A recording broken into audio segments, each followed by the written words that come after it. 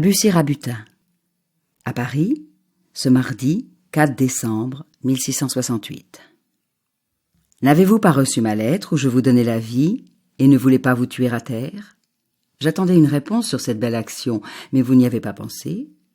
Vous vous êtes contenté de vous relever et de reprendre votre épée comme je vous l'ordonnais. J'espère que ce ne sera pas pour vous en servir jamais contre moi. Il faut que je vous apprenne une nouvelle qui sans doute vous donnera de la joie. C'est qu'enfin la plus jolie fille de France épouse, non pas le plus joli garçon, mais un des plus honnêtes hommes du royaume. C'est Monsieur de Grignan, que vous connaissez il y a longtemps. Toutes ces femmes sont mortes pour faire place à votre cousine, et même son père et son fils par une bonté extraordinaire, de sorte qu'étant plus riche qu'il n'a jamais été, et se trouvant d'ailleurs et par sa naissance, et par ses établissements, et par ses bonnes qualités, telles que nous le pouvons souhaiter, nous ne le marchandons point comme on a accoutumé de faire. Nous nous en fions bien aux deux familles qui ont passé devant nous.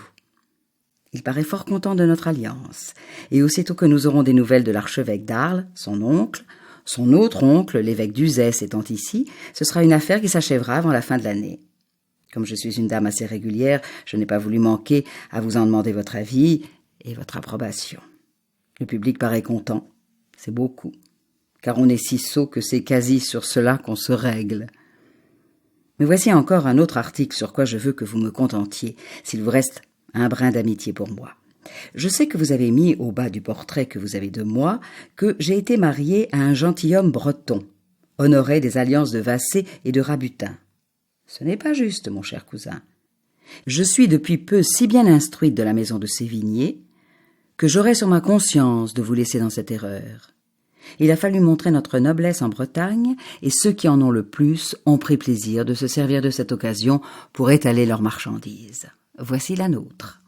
14 contrats de mariage de père en fils, 350 ans de chevalerie, les pères quelquefois considérables dans les guerres de Bretagne et bien marqués dans l'histoire, quelquefois retirés chez eux comme des Bretons, quelquefois de grands biens, quelquefois de médiocres, mais toujours de bonnes et de grandes alliances. Celles des 350 ans au bout desquels on ne voit que des noms de baptême sont du Kelnec, Montmorency, Baraton et Châteaugiron. Ces noms sont grands. Ces femmes avaient pour mari des Rohan et des Clisson. Depuis ces quatre, ce sont des Guesclin, des Coëtquen, des Rosmatec, des Clindon, des Sévigné, de leur même maison, des Dubélé, des Rieux, des Bodégas, des Plessis-Tréal et d'autres, qui ne me reviennent pas présentement, jusqu'à Vassé et jusqu'à Rabutin. Tout cela est vrai, il faut m'en croire. Je vous conjure donc, mon cousin, si vous me voulez obliger, de changer votre écriteau, et si vous n'y voulez point mettre de bien, n'y mettez point de rabaissement. J'attends cette marque de votre justice et du reste d'amitié que vous avez pour moi. Adieu, mon cher cousin, donnez-moi promptement de vos nouvelles et que notre amitié soit désormais sans nuage.